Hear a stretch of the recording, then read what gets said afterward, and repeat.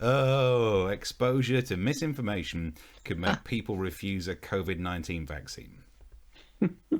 Now, you know my point of view on this. I think you should be grateful to be given it. I can't believe that people are now just sitting there going, oh, well, there's misinformation, so, oh, it's not my fault, is it? People have this kind of attitude. There's a lot of false information out there, though, Steve, so, it's not my fault, is it? It is. Personal responsibility. It's not up to us to convince you. People are going, oh, I'm not really sure if I believe it. Oh, convince me some more. Oh, everyone likes to be the belle of the ball. Geniuses of science have created a vaccine that could save your life, and in the UK, you'd be given it free at the point of use. And yet some people are like, no, I'm not really convinced about that. Actually, if you don't know that the vaccine is good for you, it's not up to science to teach you. It's up to you to have a bit of self-preservation and go and learn about it. Well, how am I meant to find things that are easily available on the internet? Maybe you search for it when you're on the internet. No, I ain't got time for that. Too busy posting on Facebook saying that vaccines make you grow a third penis.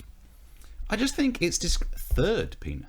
Anyway, I think it's disgraceful that people would be, thumbing their nose at something that could save their life. And there are many reasons why people have been turning down the vaccine. One of my favourites has to be this story. From the Northern Echo, a GP says that vulnerable people are refusing the Pfizer vaccine because they want to wait for the English one. Oh, I'm not having any of that foreign muck in me. Oh, no. This is not an anti-northerner comment, though, because the same similar sort of thing happens down south, with a GP saying that pretentious southerners are refusing the Oxford AstraZeneca vaccine to wait for imported artisan batch, which costs a little bit extra, but it's just more authentic, So it happens both ways. And I will be honest, even I started to develop a preference about which vaccine I would want to be given. And I know that's wrong. Really? But there are so many now. We've got the Pfizer one, Oxford, Moderna, the new ones, the Novavax and Johnson & Johnson.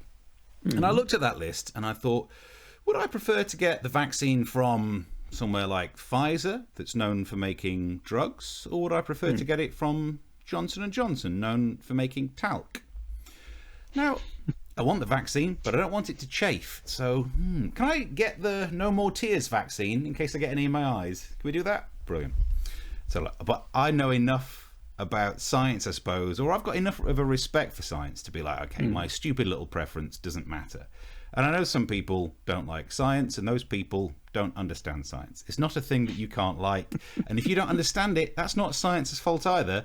That's your fault. No, I don't like science, don't trust science, don't use science, as I keep saying on Twitter, which I post to using electromagnetic radiation to send data packets to a mobile network connected to the internet. So that if you don't want the vaccine, there might be a downside for you, and that would be that you might not be able to travel. Vaccine and testing certificates to be discussed by ministers. And I have to be honest, I don't know whether that is scientifically valid or not, but I kind of like it, because it's going to upset the anti-vaxxers. So, tick from me. Now, that's pretty good for over here. Australia have gone one step further. I love this video on their new system. And there will be a strong public view that those who choose not to get vaccinated, there needs to be some sort of incentive stick, perhaps, through the current programs, including No Jab, No Pay. I love the phrase incentive stick. Because in the old days, the carrot was the incentive and the stick would be like the punishment, but they're really rebranding it now. It's an incentive stick. This carrot, I will give you a carrot. It is a 2-foot-long thin carrot made of wood that I'll hit you with, but it's a carrot.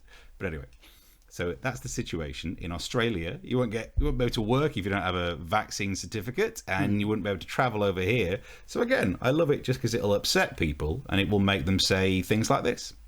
Look, I just don't agree with mandatory vaccinations. Don't say anything about that in the Magna Carta.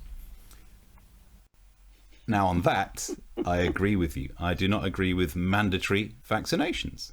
So, I shouldn't have to have a certificate to get on a plane. It's not the same thing, no, because it's not about you. It's about keeping other people safe. If you refuse to make yourself safer, people might not want you sat next to them. So, like, for example, it's the reason you can't do 70 miles an hour through a town centre isn't to keep you safe. It's to keep other people safe from your badly driven BMW. It's not all about you. Like, suicide isn't illegal anymore, but homicide is. It's about protecting other people. What? Well, that's not fair. Why should my actions have consequences? People need to realise you're free to do things, but the thing you do might have a consequence. And I think I've worked out a way to explain it.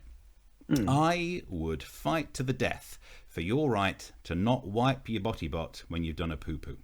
We don't say anything about that in the Magna Carta, so I might stop. Okay. But if you've decided to stop wiping your chocolate pocket when you've been to the toilet, people won't want you sitting next to them on a plane. And I think we have to say that's fair enough.